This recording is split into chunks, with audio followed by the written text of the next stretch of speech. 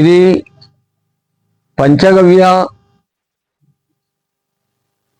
పంచగవ్యముల చేత తయారయ్యేటువంటి మందులు. పంచగవ్యములు అంటే గోమాత వల్ల వచ్చేటువంటి పేడ, మూత్రము, పాలు, పెరుగు, వెన్న, నెయ్యి, అన్ని రకాలైనటువంటి గవ్యముల చేత, మూలికల చేత తయారయ్యేటువంటి మందులు.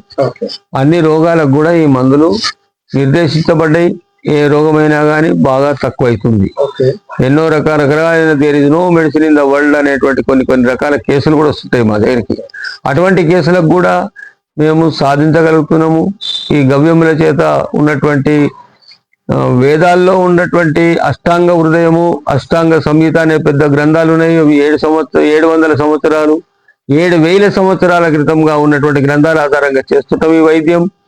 దీని మీద చాలా వరకు అన్ని రోగాలు బాగా నయమవుతున్నాయి. డెంటల్స్ కూడా మీరు చూస్తారా సార్?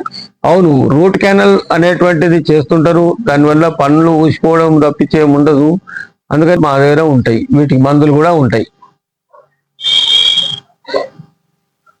ఏ రకమైనటువంటి సమస్యలు, చిన్నపిల్లల పళ్ళ గురించి కూడా, కేర్ గురించి కూడా మేము ఇన్ఫర్మేషన్ ఇస్తుంటాం.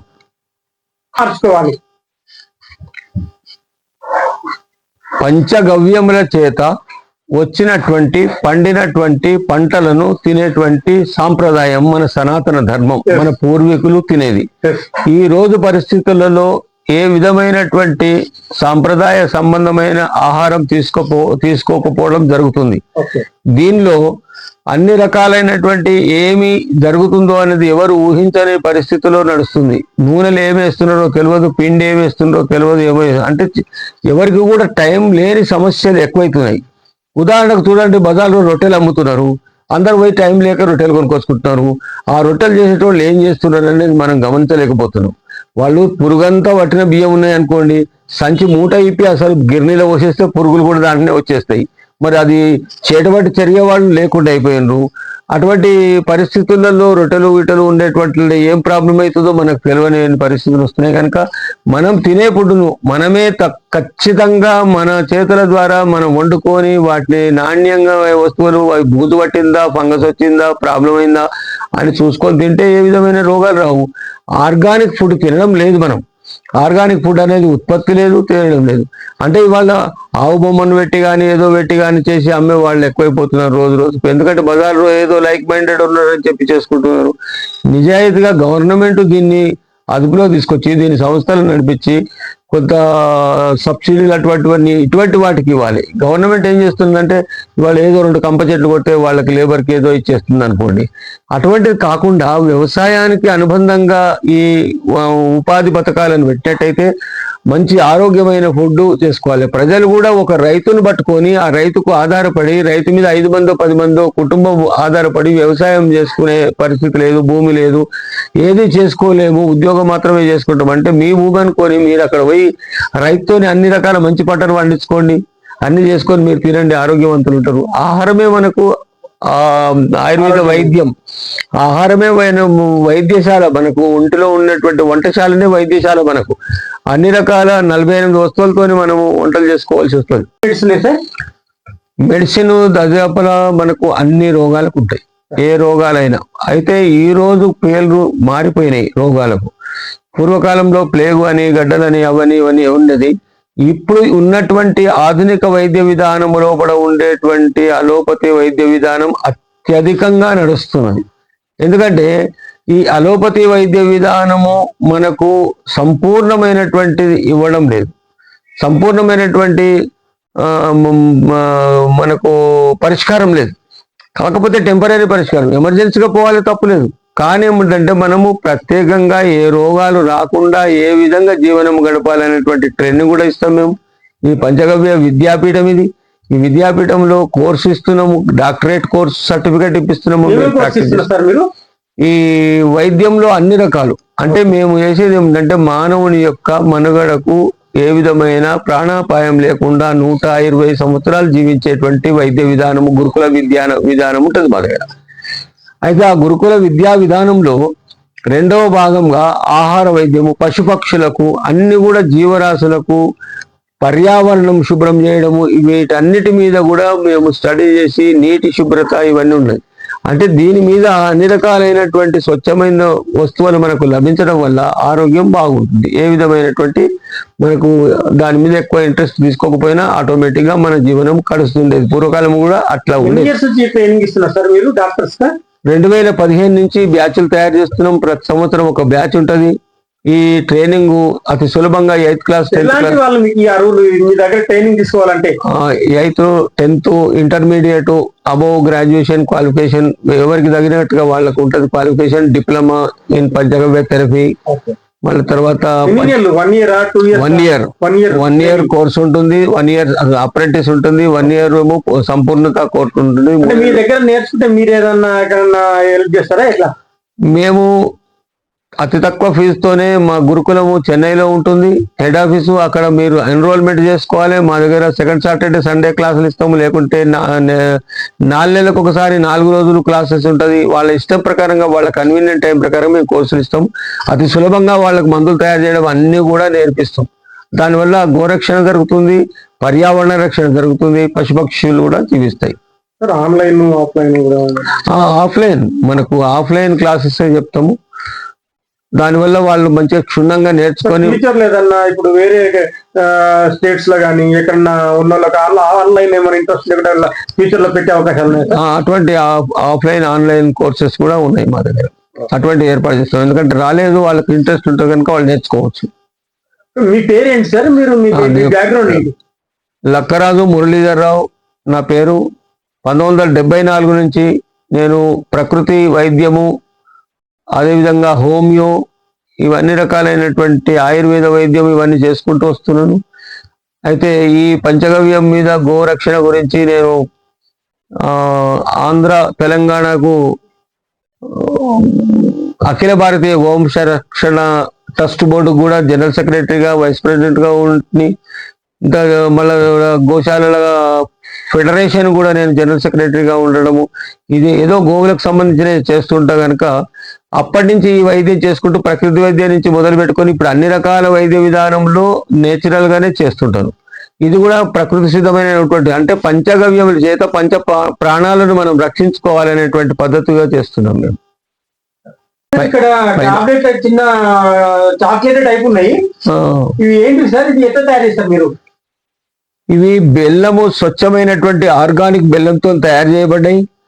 ఈ రోజులలో గోమూత్రం సంబంధించినటువంటి మందులు తీసుకోవాలంటే ఎవరికి ఇంట్రెస్ట్ లేదు. చిన్నపిల్లల దంతాలన్నీ కూడా చాక్లెట్ తినడం వల్ల పోతున్నాయి కనుక అటువంటి పిల్లలకు ఇవ్వాలి. కానీ త్రికట్టు అంటారు. త్రికట్టు అంటే సొంటి, మిరియాలు, పిప్పళ్ళు, వామ ఇటువంటి ఆయుర్వేద దినుసులతో ఏదో ఇట్లా ఓమ బుక్కి జీవించే వాళ్ళు మన పూర్వీకులు. అదే విధంగా సింపుల్ గా ఈ బెల్లంలో ఇవి యాడ్ చేసి మంచిగా చేసి మనము వైద్యం ఏం లేదు, దీంట్లో ఏం సమస్య లేదు. మంచిగా పిల్లలు కానీ పెద్దవాళ్ళు కానీ తిన్నట్టయితే సర్ది, వాతము, జ్వరము అన్ని తక్కువయ్యేటందుకు అందరూ సులభంగా తినడానికి తయారు చేయబడ్డాయి.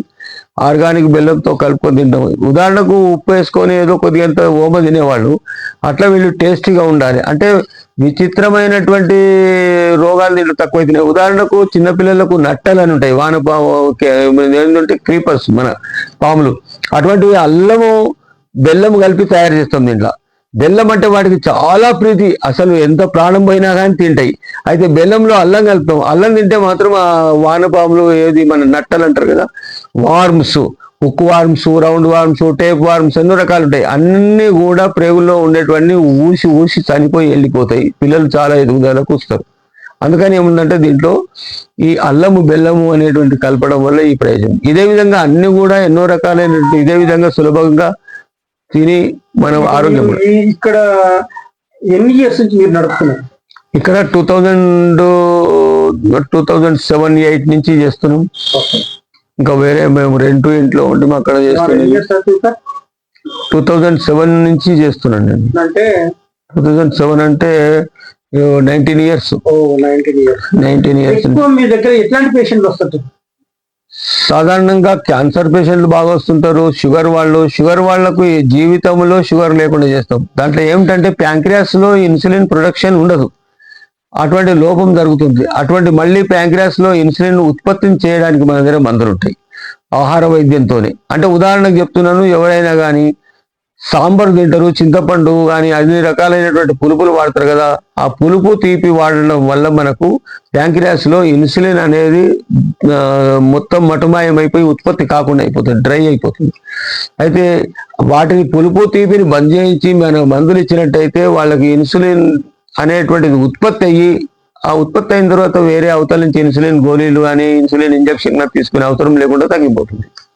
ఇది ఫిజికల్ గా హెల్త్ డిసీజ్ అయ్యి ఉండదు అట్లాంటి వాళ్ళకి మన మీరు ఫిజికల్ లావ్ అయిపోయి మెంటల్ రిటార్డెడ్ వాళ్ళు అన్ని రకరకాలుగా ఒబేసిటీ వచ్చేసేస్తుంది. ఒబేసిటీకి మన దగ్గర ఎలాంటి ఒబేసిటీ కూడా వీళ్ళకు ట్రైగ్లిజరైన్ ఉంటుంది, వాళ్ళకు కొలెస్ట్రాల్ కానీ ఫ్యాటీ లివర్ ఇటువంటి అన్నిటి కూడా దీంట్లో వైద్య విధానం ఉంటుంది. వాటి వల్ల ఫ్యాటీ మెటీరియల్స్ అన్ని వెళ్ళిపోతాయి. ఉదాహరణకు మనకు ఔషధాలు ఉన్నాయి, ఔషధాలు కొద్దిగా వేడి వస్తువులు, ఔషధాలు తింటే కొవ్వు పదార్థాలు కరిగిపోతాయి. ఈ విధంగా ఆహార వైద్యంతోనే ఉంటుంది ఇందులో అన్ని కూడా. సార్ ఇప్పుడున్న స్విగ్గీ జొమాటో ఏదో ఒకటి ఆర్డర్ చేసుకుంటారు, తింటున్నారు, అలాంటి వాళ్ళకి మీరు ఇచ్చే సలహా ఏంటి? ఇప్పుడు సలహా అంటే సమయము లేని పరిస్థితులు. ఉదాహరణకు ఐటీ రంగం మన దగ్గర డెవలప్ అయినప్పటి నుంచి పరిస్థితులు ఏమైపోయాయంటే అందరూ కూడా ఆహారము వండుకొని తినేటువంటి ఓపికలు లేకుండా ఉన్నారు, రెడీమేడ్ ఫుడ్ తింటున్నారు. అయితే ఈ ఐటీ వాళ్ళకు కూడా ఎంతో మంది మా దగ్గరకు వస్తుంటారు, స్పైనల్ కార్డ్ కానీ సర్వైటికల్ ప్రాబ్లమ్స్ కానీ అసలు కూర్చోలేని పరిస్థితులు కానీ ఎన్నో రకరకాల నడుము నొప్పులు కానీ వస్తున్నాయి. అంటే వీళ్ళు పూర్వకాలంలో ఫారినర్స్ ఎవరైనా కొత్త కారు కొంటే వాళ్ళు పాత కారు తీసుకుపోయి అక్కడ చెత్తకుండి దగ్గర విడిచిపెట్టి కొత్త కారు కొనేది. అదేవిధంగా వీళ్ళు ఈ ఐటీ వాళ్ళు 10-15 ఏళ్ళు పనిచేసినట్టయితే వీళ్ళ శరీరం పనికి రాకుండా నానా బాధలకు గురైతే ఏ హాస్టల్లో పెడితే వీళ్ళు సంపాదించిన డబ్బేం సరిపోని పరిస్థితుల్లో అయినటువంటి సమస్యలు వస్తున్నాయి కనుక ఫుడ్ వల్ల. అయితే ఆహారం ఏముందంటే వాళ్ళు ఎవరు తింటారు, ఎప్పుడు తింటున్నాం అంటే 1 గంటకు 2 గంటలు రాత్రి చెప్తారు మనకు. అంటే సమయపాలన లేదు. ప్రతి మానవుడు కూడా ఇంటికి సాయంత్రం 6 గంటలకు చేరుకొని రెస్ట్ తీసుకోవాలి, అటువంటి లేదు. 24 గంటలు పనిచేయడం ఇవన్నీ సమస్యల వల్ల అనారోగ్య సమస్యలు బాగా వస్తున్నాయి. ఆహార సమస్య చాలా. ఇప్పుడు ఫ్రిడ్జ్ అని అవి ఏవేవో పేర్లతో పిజ్జా అది ఇదేనో తింటుంటారు. అవి ఎప్పుడు 2 రోజుల ముందు 3 రోజుల ముందు చేసి పెట్టుకోవడం, అప్పటికప్పుడు వేడి చేసి ఇవ్వడము, దాంట్లో కలిపే వస్తువులు. అంటే ఆహారానికి వ్యతిరేక్తమైనటువంటి శరీరారోగ్యానికి వ్యతిరేక్తమైన పదార్థాలతో చేసిన వ్యామోహంతో తినడం వల్ల మనసు. ఉదాహరణకు చూడండి, అక్కడ బజార్లో బజ్జీలు చేస్తుంటాడు, విపరీతమైన పొగ వస్తుంటది, అన్ని బండ్లు పోతుంటాయి, 2 ఫ్రెండ్స్ పోతుంటారు, మరి పోదాం తిందాం పదంటాడు. కానీ ఇంత carbon monoxide is the highest poisonous gas అని అందరికి తెలిసి కూడా ఆ దుమ్ము ధూళి వీటి మీద బజ్జీల మీద వాడుతుంటే వాడు ఎంబడే అక్కడ పోయి కొని తింటుండే. ఒక్కరా తింటే ఏమైతే సార్ అంటే కార్బన్ మోనాక్సైడ్ మింగిన తర్వాత నీ శరీరంలో పోయి ఆ కణాలు పోయి క్యాన్సర్ తెస్తాయో ఏం తెస్తాయో అవగాహన లేకుండా విచక్షణ లేకుండా తింటున్నారు కనుక ఆరోగ్యానికి చాలా పెద్ద ముప్పు ఈ ఆహారమే. అలవాట్లలో శ్వాస కూడా చాలా ఇంపార్టెంట్. అలాంటి దానికి మీరు క్లినికల్ మీ దాంట్లో ఎట్లా ఇస్తున్నారు మెడిసిన్? మన యొక్క ఊపిరితిత్తులు ఇది దీని పద్ధతి ఏమిటంటే వాయువులో ఉండేటువంటి ఆక్సిజన్ నైట్రోజన్ 1:4% ఉంటుంది.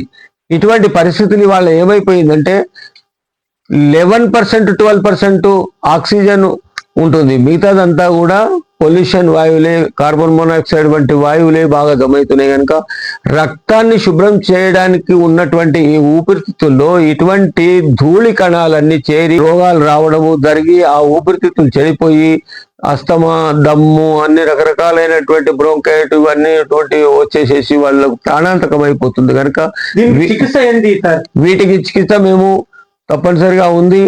ఎంత లంగ్స్ చెడిపోయినప్పుడు కూడా హాస్పిటల్లో లంగ్ క్యాన్సర్ వచ్చిన వాళ్ళు కూడా ఇవాళ ఇటువంటి లంగ్ క్యాన్సర్ను కూడా మేము మందులు ఇస్తున్నాము.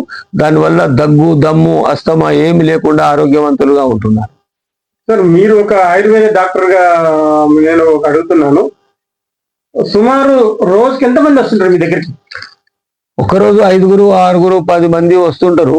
సాధారణంగా కొంతమంది ఎట్లా అంటే తినడానికి ఇష్టం లేదు, గోమూత్రం ఇష్టం లేదు అనేటోళ్ళు రావడం, వాళ్ళకి ఎక్స్ప్లెయిన్ చేయడం, అన్ని చేసి అన్ని రకాలుగా మేము మందులు ఇస్తుంటాం. వాళ్ళ ఫీడ్బ్యాక్ ఎట్లా ఉంది సార్? అంటే ఫీడ్బ్యాక్ లో ప్రాబ్లం లేదు. మాకు ప్రతి ఒక్కరికి రిజల్టేటివ్, వాళ్ళు వాడగలిగి మంచిగా ఓపికతోని పథ్యం చేసి వాడగలిగిన వాళ్ళకే మేము ఇస్తాం. వేరే వాళ్ళకు అన్ఇంట్రెస్టెడ్ గా వచ్చే వాళ్ళకి ఇవ్వం మేము, మందులు వేస్ట్ అవుతాయని.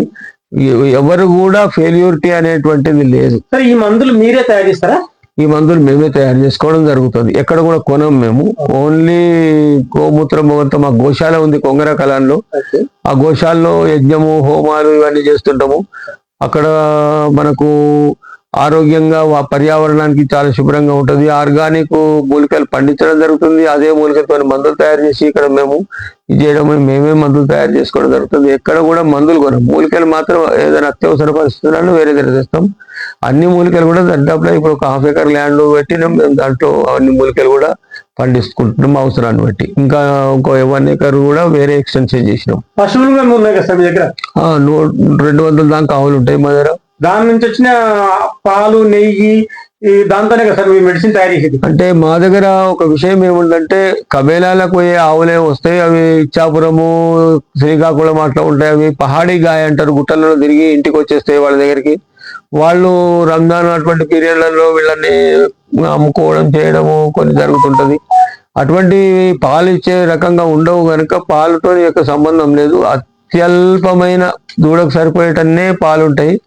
గోమూత్రమే మాకు ప్రధానం కనుక గోమూత్రంతోనే ఎక్కువ మందులు నడుస్తుంటాయి. పాలు, నెయ్యి ఇటువంటి పదార్థాలు మంచి గోశాలలు ఉన్నటువంటి అటవీ ప్రాంతంలో మేసి వచ్చేటువంటి ఆవులు 24 గంటల పొద్దున సాయంత్రం అటువంటి ఆవుల ద్వారా వచ్చినటువంటి గవ్యములను మాత్రమే మేము స్వయంగా పోయి పర్చేజ్ చేసుకోవడం చేస్తుంది. కొంత మాత్రం మా దగ్గర కూడా గీరావులు పెట్టి 15-20 లీటర్లు తీసి నెయ్యి తీస్తాము.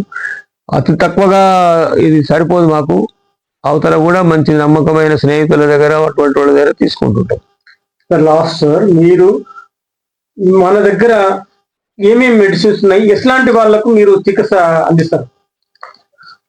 జాయింట్ పెయిన్స్ వాళ్ళకు చాలా వరకు, అంటే ఇక్కడ కాళ్ళల్లో గుజ్జు లేదు, అరిగిపోయింది. ఎముకలు అరిగిపోయింది అంటారు కానీ ఎముకలే అరిగిపో, మధ్యలో ఉన్నటువంటి గుజ్జు అరిగిపోతుంది. ఈ మెడల్లో సర్వైటికల్ ప్రాబ్లము, సయాటికా, వీటికి బ్రహ్మాండంగా మందులు ఉంటాయి. లివర్ సిరోసిస్ అనేటువంటి ప్రాబ్లం కూడా, క్యాన్సర్ కూడా, ఇంకా లివర్ కు సంబంధించిన ఫ్యాటీ లివర్ కానీ, ఇంకా gall stones, gall bladder stones. అంటే ఉదాహరణకు అవతల హాస్పిటల్లో గాల్ బ్లాడర్ స్టోన్ అంటే ఏదో 2-3 ఎంఎం వచ్చిందంటే తీసేస్తున్నారు. గాల్ బ్లాడర్లు తీయకుండా మా దగ్గర వైద్య విధానం నడుస్తుంది. కిడ్నీ స్టోన్స్ వస్తాయి. కిడ్నీ స్టోన్స్ వచ్చిన వాళ్ళకు కూడా స్టోన్స్ కరిగిపోయేటట్టుగా ఇస్తాము. రణపాల అనేటువంటి చెట్టు ఉంది, అంటే అసలు స్టోన్ ను పౌడర్ చేసి పడుతుంది. అటువంటి మూలికలు మనకు దైనందిన జీవితంలో ఎన్నో రకాలైనటువంటి మూలికలు వాటి యొక్క అడ్రస్ లేకుండా పోతున్నది. ఎందుకంటే పూర్వీకులు ఉండేటువంటి వాడేటువంటి విధానం కూడా మనకు తెలియకపోవడం వల్ల కూడా పోతున్నది కనుక గ్రంథాల ద్వారా మేము అటువంటి మూలికలు. దీనివల్ల డాక్టర్ కోర్స్ కూడా చెప్తున్నారు కదా? అవును. డాక్టర్ కోర్స్ టైమింగ్స్ ఏంటి, తర్వాత మీ అడ్రస్ ఏంటి? Doctor course second Saturday Sunday అనేటువంటి 2 రోజులు అందరూ వీలుగా ఉంటుంది కనుక అట్లా సెలెక్షన్ చేయడం జరిగింది. అయితే ఇంకొక రెండవ విషయం ఏముందంటే, మనకు మా యూనివర్సిటీ ప్రకారంగా 4 నెలలకు ఒక సెమిస్టర్ అని పెడతాము, 3 నెలలకు ఒక సెమిస్టర్ అని పెడుతుంటాము. 5 రోజులు లెక్కన 20-25 రోజులు చేస్తాము. కానీ సరిపోలేదు. ఇప్పుడు మేము 40 రోజుల వరకు కూడా దీన్ని పొడిగించి దీన్ని మంచిగా వాళ్లకు విద్యను అభ్యసింపజేస్తున్నాం. ప్రాక్టికల్స్, మందులు తయారు చేయడం అన్ని ఇక్కడ చేస్తాము. 4 రోజులు వసతి భోజనం అన్ని కలుపుకొని కూడా మేము వాళ్లకు విద్య నేర్పుతాం. ఇక్కడ మేము Chaitanya Nagar Saibaba temple road number 10 అని మీరు కొట్టుకుంటే లొకేషన్ వస్తుంది. పంచగవ్య విద్యాపీఠము అంటే కూడా వచ్చేస్తుంది. పంచగవ్య విద్యాపీఠము చైతన్య నగర్ అని కొట్టుకోవచ్చు. దీన్ని ఇప్పుడు పంచవిద్య ఆశ్రమంగా మారుస్తున్నాము. ఇప్పుడు పైన అకామిడేషన్ ఇస్తున్నాము. ఆహార వైద్యం మీద అన్నిటి మీద కూడా ముందు భవిష్యత్తులో అన్ని యజ్ఞములు, హోమములు, దీనివల్ల ప్రయోజనాలు, దాని గురించి కూడా ఎడ్యుకేషన్ చేయడానికి మేము అన్ని ప్రయత్నాలు చేస్తున్నాం. థ్యాంక్ యూ సార్, మీ అమూల్యమైన టైం ఇవ్వడం. జై గోమాత. ఆక్సిజన్ అంటే ఏదో చెప్పారు సార్, దాని గురించి కొంచెం ఎక్స్ప్లెయిన్ చేస్తారా సార్? ఆక్సిజన్ అంటే ఎన్నో మూలికలను అరణ్యంలో ఆవులు మేసి రావడం జరుగుతుంది. అదేవిధంగా కొన్ని మూలికల సముదాయంతో మేము తయారు చేసేటువంటి ఈ పౌడర్ వల్ల 46.66 ఆక్సిజన్ లభిస్తుందని చెప్పి 2వ ఆయుష్ సెకండ్ ఆయుష్ ప్రపంచంలో అక్కడ ఢిల్లీలో ఉంది, అక్కడ చేయడం జరిగింది. అదే మాదిరిగా ఇప్పుడు 65.6 వరకు కూడా ఆక్సిజన్ను డెవలప్ చేసినాం. అంటే oxygen is the highest costest material మనకు. అంటే ఈ ఆక్సిజన్ ఇంత సులభంగా ఇది నీళ్ళలో వేసుకొని తాగినట్టయితే ఎంత 33 ఎలిమెంట్స్ శరీర ఆరోగ్యానికి కావాలి మనకు. అటువంటి 33 దీన్ని ఎట్లా తీసుకోవాలి, ఎట్లా తయారు చేస్తారు సార్ మీరు? కేవలము ఒక 10 లీటర్ల నీటికి ఒక ఐస్ క్రీమ్ చెంచాడంత వేసుకుంటే చాలు, వాటర్లో దాంట్లో నీళ్ళలో కలిపి తాగొచ్చు. ఓకే. అదేదో భస్మంగా కడుపులో కొద్ది అవుతానే టెన్షన్ ఏం లేదు. ఆరోగ్యానికి చాలా మంచిది, యాసిడిటీని కూడా కంట్రోల్ చేస్తుంది. Okay sir, thank you sir. జై గోపాల్.